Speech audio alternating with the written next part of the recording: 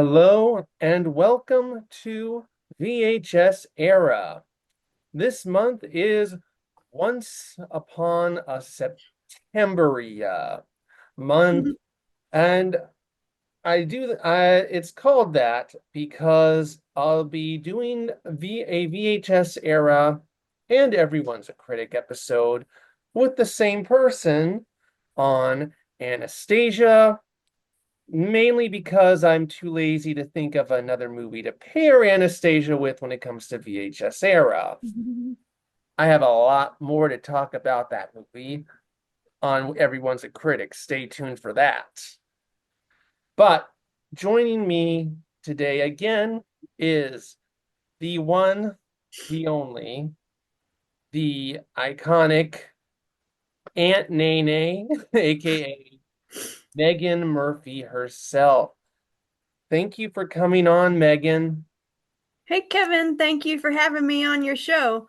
Kevin is also a producer Mm-hmm. on the Aunt Nae Nae show, so we know each other pretty well, I think. Yeah, And I'm happy to be on your podcast today. yeah. So, um, Megan,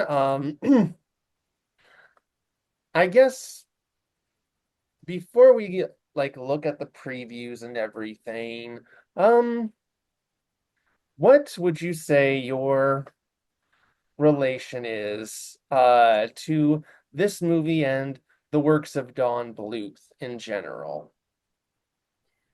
Well, for the movie Anastasia, I it's not one of the ones that I remember being a favorite of mine when I was a kid, although I did see it.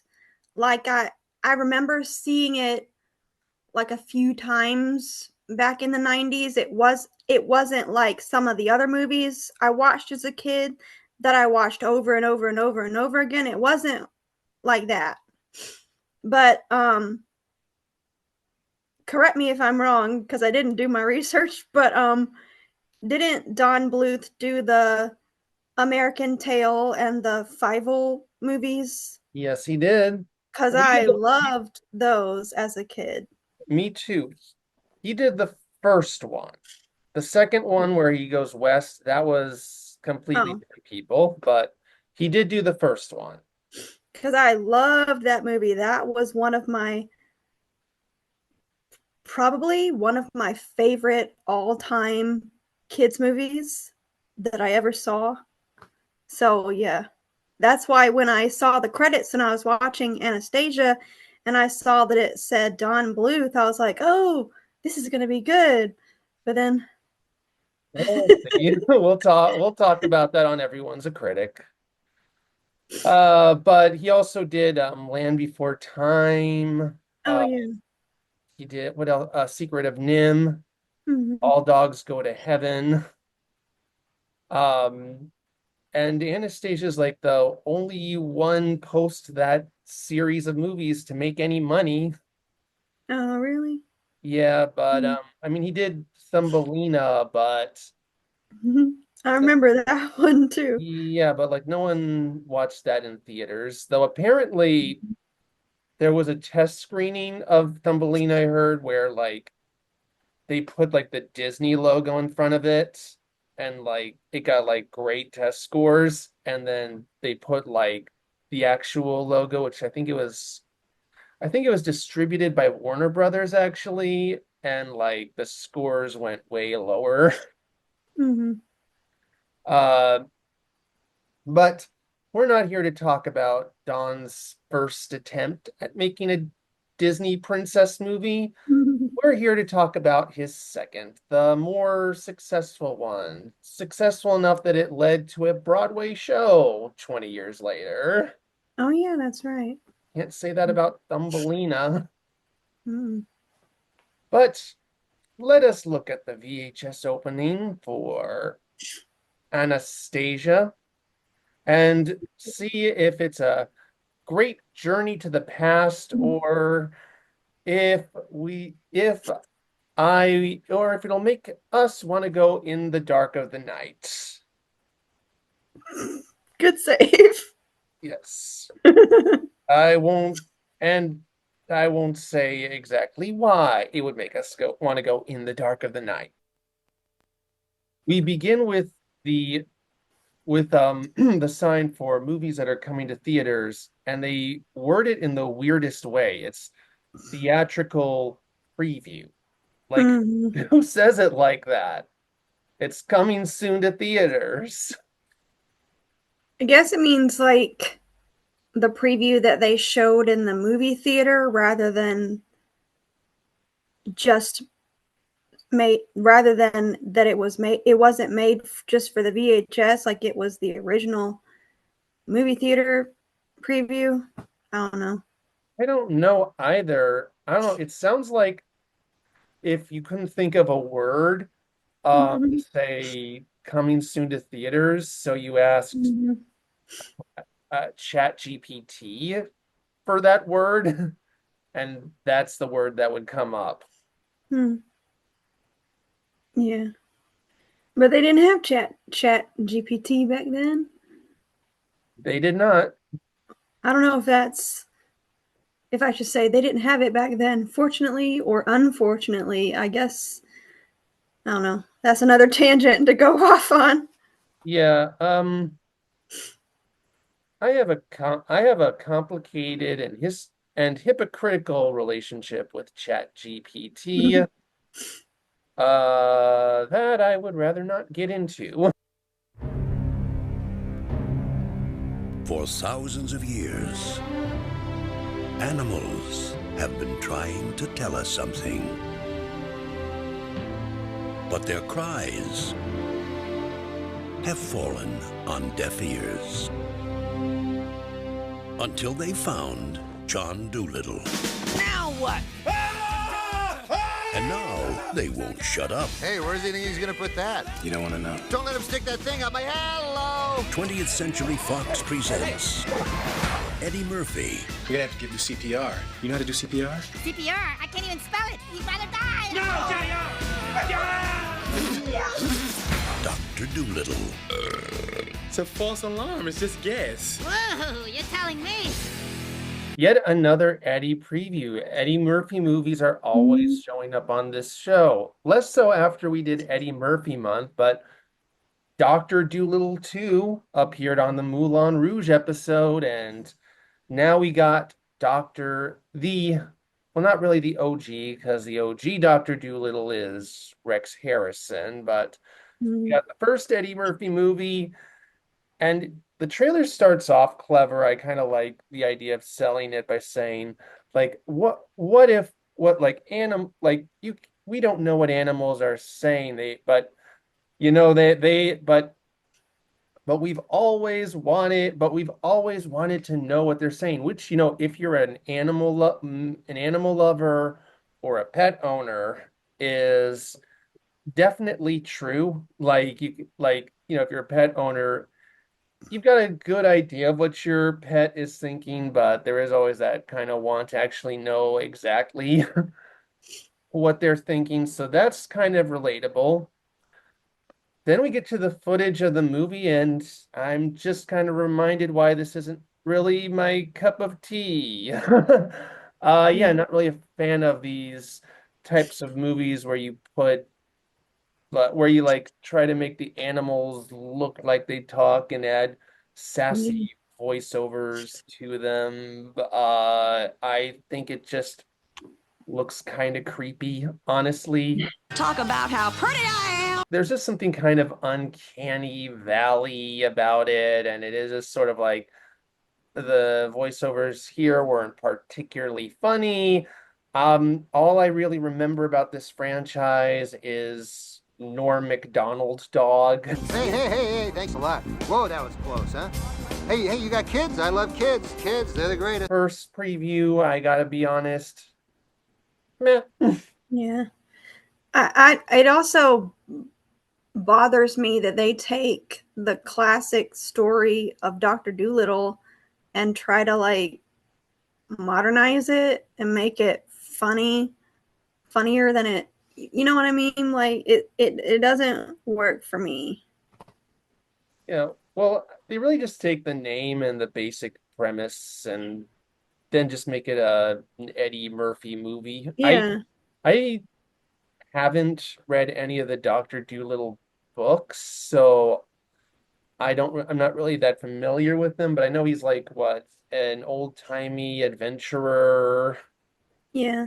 I haven't read any of the books either, but I know it's like an old, like you said, an old timey book. It was a book like 100 years ago or something. I don't know.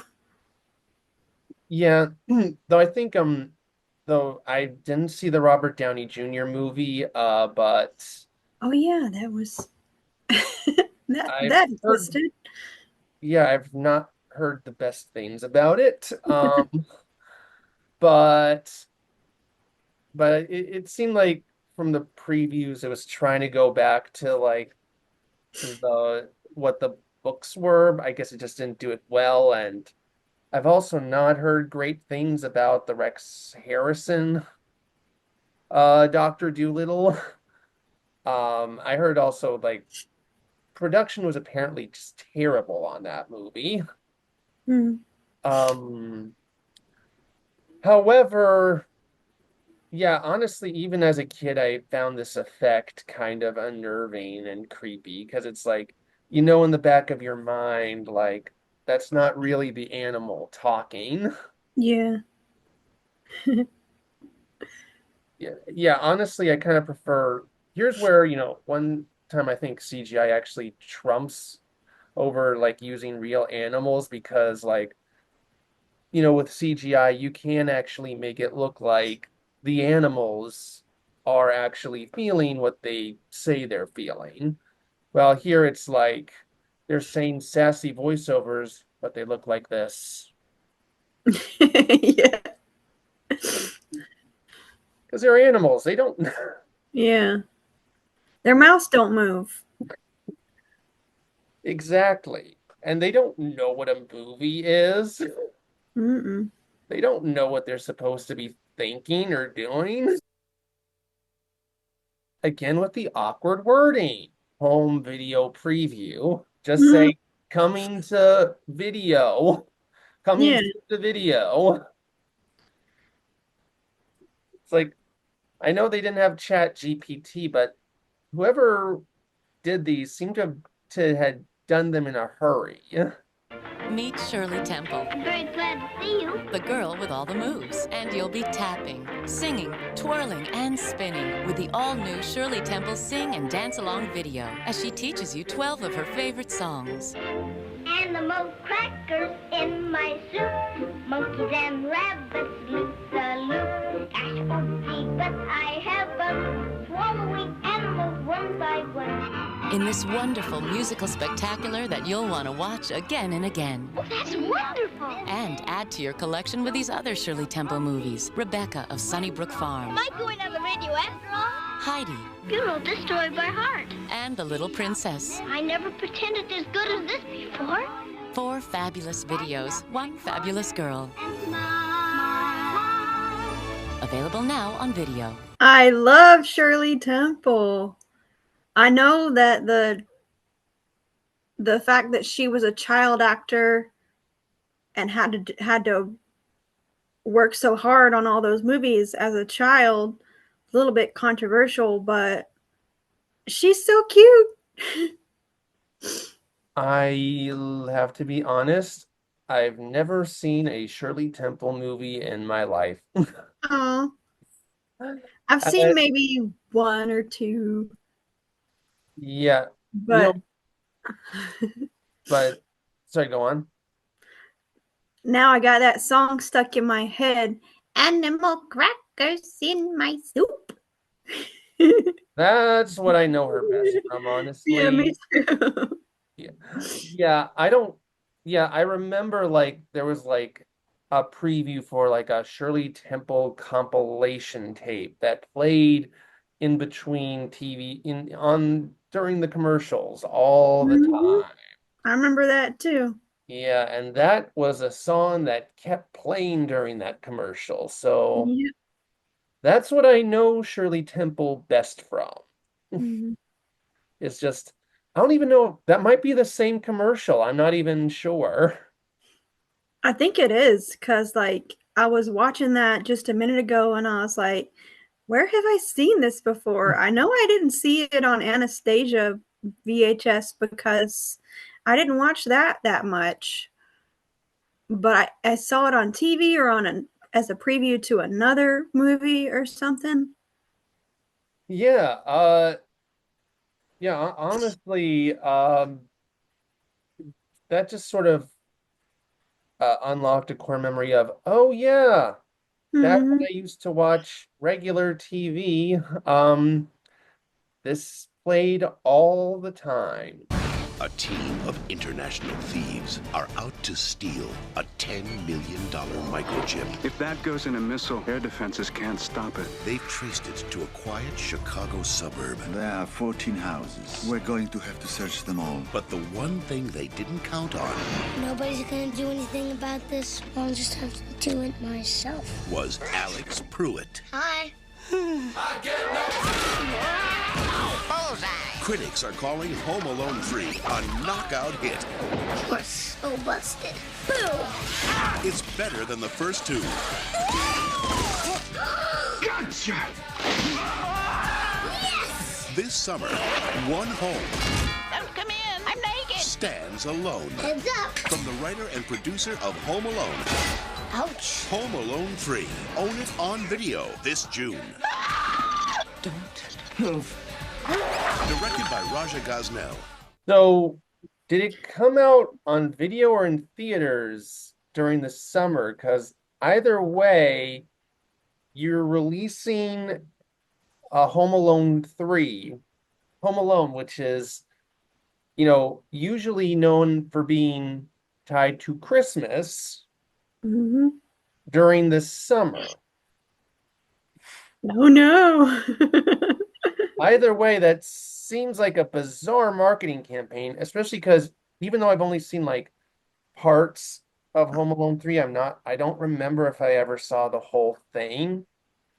I know that it still took place during Christmas. You can see in the trailer that it takes place during Christmas. I think you see a wreath at one point. Hmm.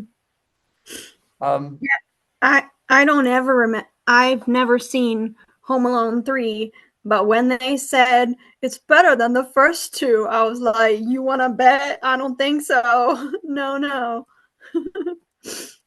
yeah, and also, wouldn't it make more sense to say, there's a new kid in like build up a bit more that there's a new kid? Like, I'm gonna say something a little controversial here.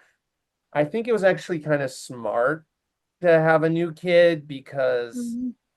Macaulay Culkin was like well into his teens when this movie came Mhm. out, and a teenager beating up a bunch of robbers just isn't as funny or cute as when a little kid does it.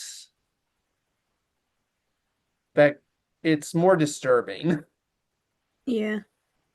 So I think that was actually a good call to have a new kid, but like feels like the trailer should have built up a bit more like, no, this isn't that other Home Alone. You know what I Yeah. Like it shows the kid it shows the kid at first I thought it was some kind of gangster movie and I was like, why are they putting this on a kid's VHS tape? And then I saw the kid and I was like, oh, it's a kid's movie. There's a kid in it. But I didn't know what it was yet until they said Home Alone 3. And I was like, oh. So they could have said at the beginning that it was Home Alone 3 and that there was a new kid in the movie other than Macaulay Culkin, and it would have been better. Yeah, it's like, yeah, and also what's weird is they say um from the writer of Home Alone, but not Home Alone 2, even though John Hughes wrote Home Alone 1 and 2 and 3. And then Hmm. they say directed by Raja Gosnell. Like, I know that name, but I know he's not like a household name. Mm-hmm. He's the guy who would go on to do like Scooby-Doo and Never Been Kissed. Oh. Like he's not, but like ask any random person on the street, they're not going to know who directed those movies. No offense to Raja if you're watching this. Mm. Yeah, I never heard of him either. Yeah, and just kind of weird they just they said his name even if quickly in the trailer as if they expect the audience to know who that is. Maybe like he had it in his contract that they had to say his name in the trailer or something. Maybe. Though even though I've only seen bits and pieces of this, there's a funny fact about this movie. Scarlett Johansson plays the kid's older sister. And now it's actually kind of funny if you think about it, because it's like a kid against a bunch of secret agents, and his older sister is played by a woman who would go on to play a famous secret agent. Oh, yeah. Maybe he could have asked his sister for help, Mm-hmm. or maybe this event inspired Natasha to become a secret agent. Oh, yeah. Uh, no, it's just a weird coincidence, unfortunately. Yeah. Although, given that Disney owns Fox and they also own the MCU, that means they could, if they wanted to, Yeah, say, they could have. yeah, they But could, they did not own the Marvel universe or at Fox. that time. Hmm. But now that they do own both, they could just say, have retcon that this is part of Natasha's origin story. Yeah.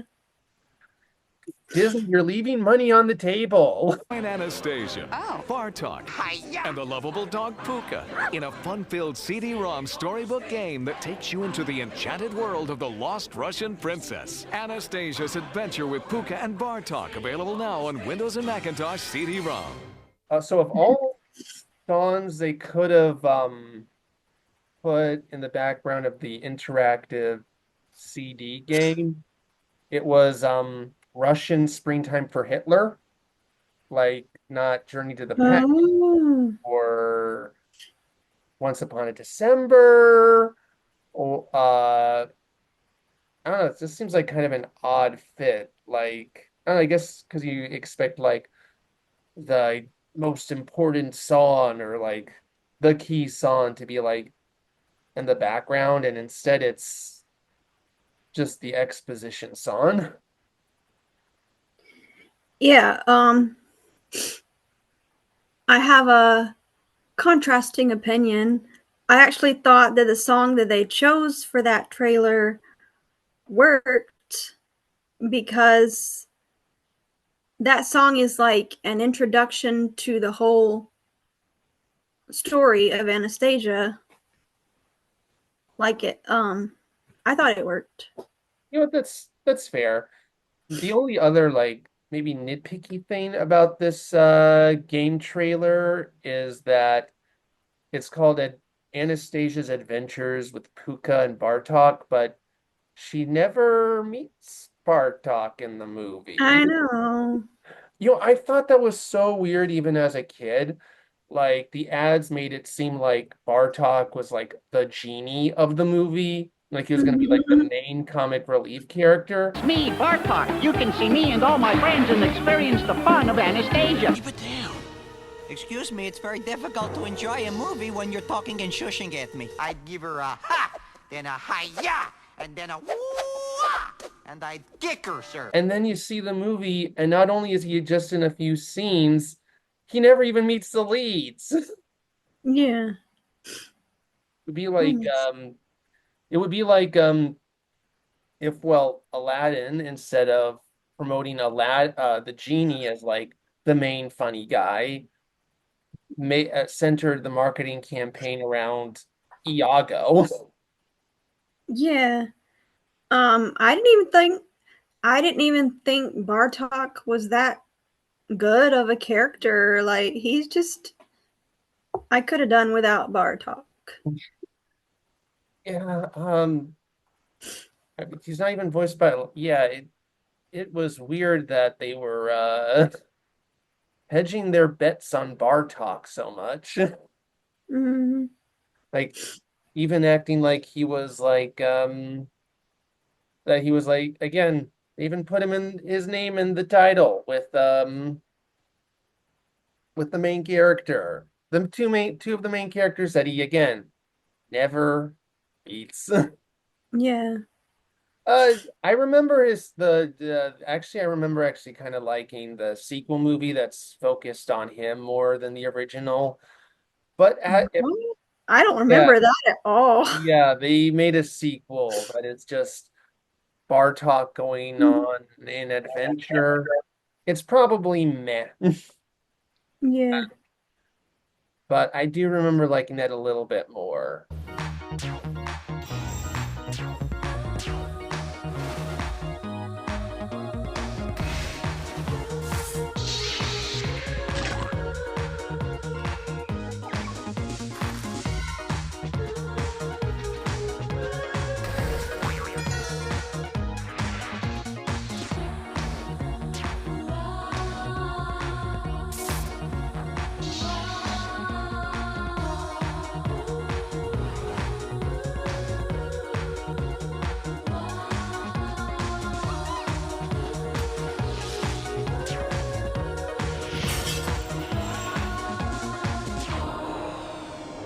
It was a fun, flashy ad. Took me back a little bit because I didn't watch Fox Family regularly, but I did recognize a lot of those shows and do remember like Mhm. playing like watching them on Fox Family. And I think the music and the flashy editing did kind of help bring you in. It's probably the best ad on this VHS so far. I mean, it's nothing special, but it's quick, patchy, keeps your attention. Yeah, and it's so nostalgic to see the old Fox Family because now it's something different. Now it's like Freeform. Freeform, yeah. And now it's owned by Disney. Yeah. So maybe that was like a preview, like, we want to own this. Wait, Anastasia's not Disney. So that doesn't work. Anyway, Well, I just think it's funny that they're showing the old TV channel that doesn't exist anymore. yeah. It was Freeform, then it was ABC Family, and sorry, first it was Fox Family, then ABC Family, Mm-hmm. then now it's Freeform, and they kept 25, and of the things they kept from Fox Family, it was 25 Days of Christmas, which we actually saw a little bit of. Mm-hmm. That old CGI logo took me back. And it used to be 13 Nights of Halloween, but I know they changed it to 31 Nights of Yeah. Halloween. Though, back when I was paying attention to ABC Family, even a little bit, it was always frustrating how for their like call it for like, and I'm sure they still do this. I don't know though. It was frustrating how like they would just have movies that have nothing to do with the holiday and air them on the holiday Mm-hmm. schedule. Like 20 on 25 Days of Christmas, Despicable Me. How the Mm-hmm. hell is Despicable Me a I Christmas know. movie? I'll be honest, There all probably is like one Christmas scene in that movie, but I don't know because I I kind of don't watch that movie anymore. I've never seen I've any of the maybe only Minions seen it movies. like once. Yeah. Yeah, I've never seen any of the Minions movies, but don't think I doubt it has anything to do with Christmas. Yeah. The Minions are like elves, maybe? Mm, not exactly. But no, it's the same thing for like 13 Nights of Halloween. I think they played Mrs. Doubtfire once. how is Mrs. Doubtfire a Halloween movie? I don't know. It's just like, I guess it's like, here's your Christmas present, audience. Like a Christmas present to the audience that they're going to play all their favorite movies for Christmas. Not necessarily that every movie they play is a Christmas movie. Yeah, but what about with Halloween? Like, well, yeah. What's the logic there? I don't know. I think that's one thing I miss about Fox Family and early ABC Family. They used to actually play movies during 25 Days of Christmas and 13 Nights of Halloween that were solely tied to the holiday. Yeah. But then they got the budget to license like big mainstream theatrical movies and now it's like all over the place. Anastasia. Discover the mystery and the magic of the music.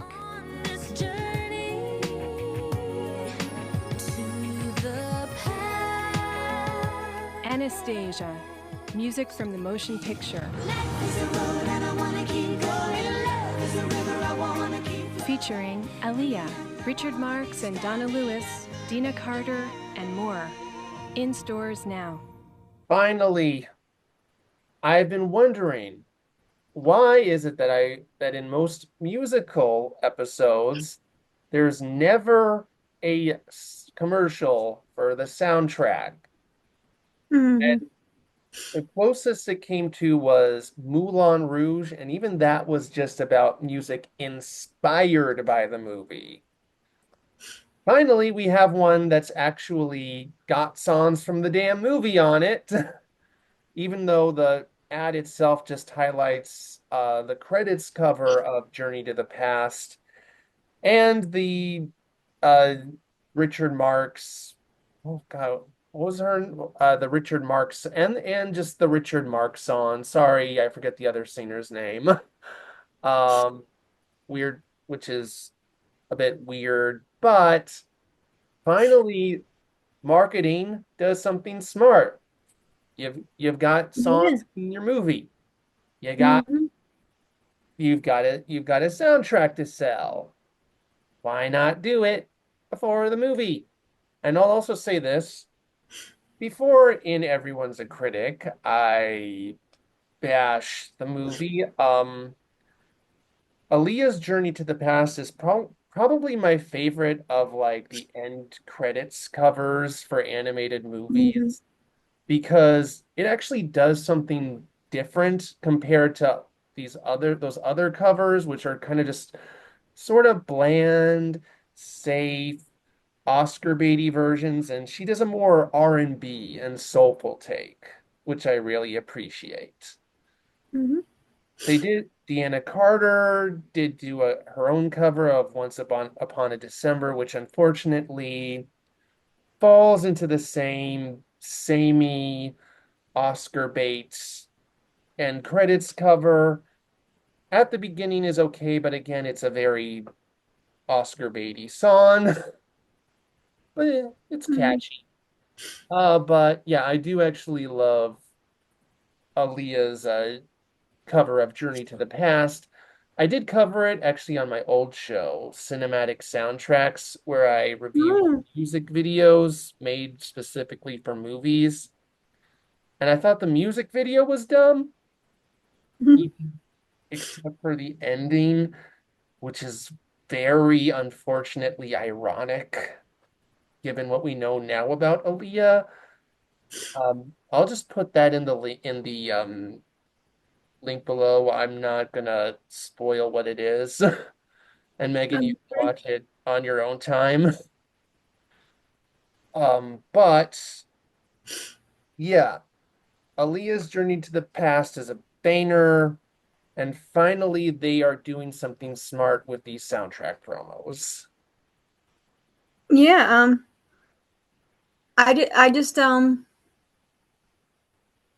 guess they were trying to do what Disney did with The Lion King and have the songs from the movie sung by other people than the ones that sang them in the movie? They actually did that before The Lion King.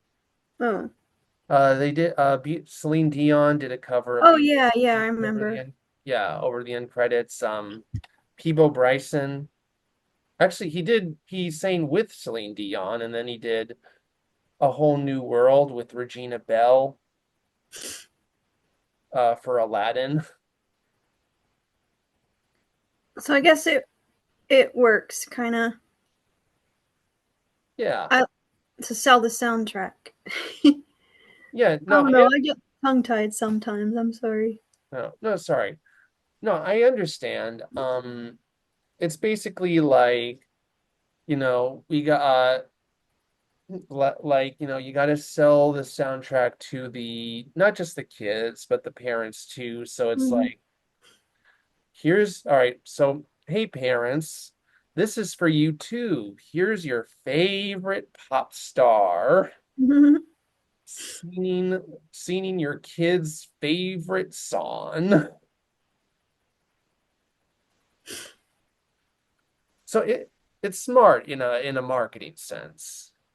Because I remember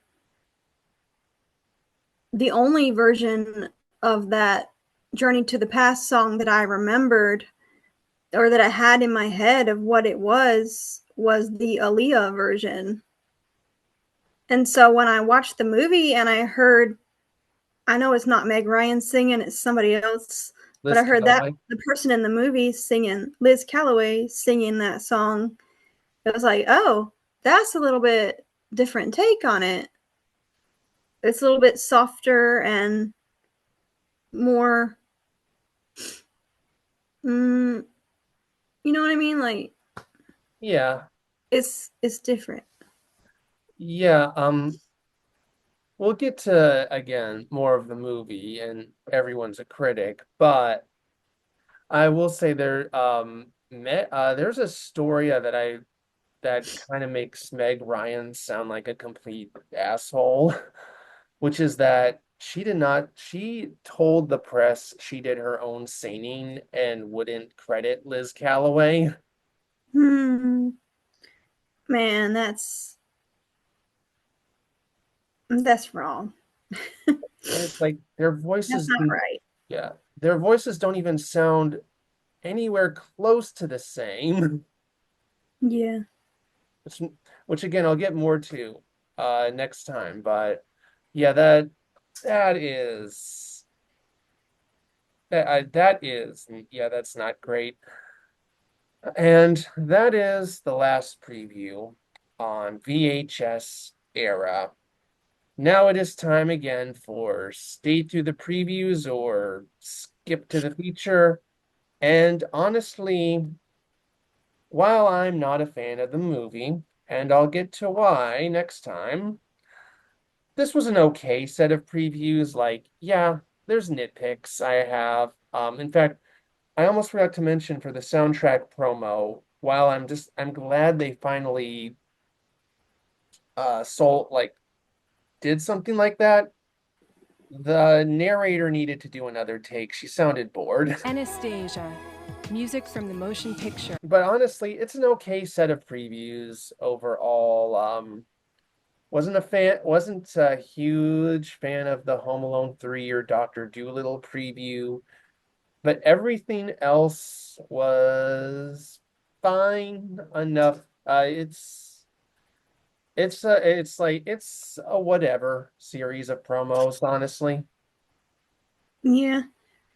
I'm gonna say I'm gonna skip the previews because they just weren't that exciting to me and didn't do much for me Yeah. emotionally. I just want to watch the movie, like I can do without those previews. They weren't that great to me. Yeah, again, the only kind of cool one was maybe the Fox Family preview. Yeah. Um, all right. Except and the Shirley Temple one was okay, but Yeah, it was I don't okay. know. Maybe I'll watch just the Shirley Temple commercial and skip all the other ones. Yeah, no, Megan. Well, again, I have to let go of the Shirley Temple commercial. no, well, actually, again, thanks again, Megan, for coming on and doing this two-part retrospective, I guess, on Anastasia. But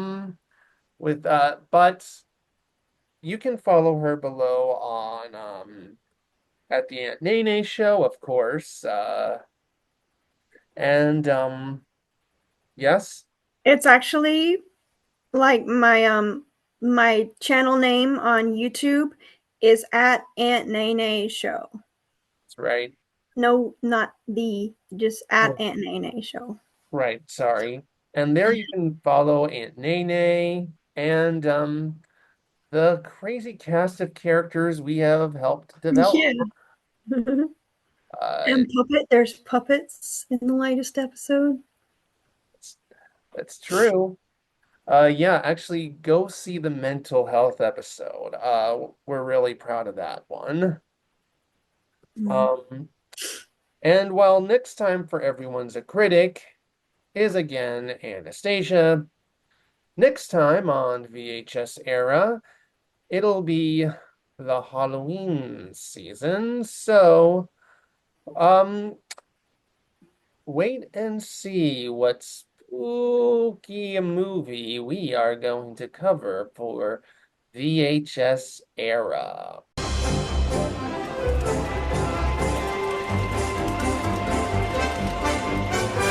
St. Petersburg is gloomy. St. Petersburg is bleak.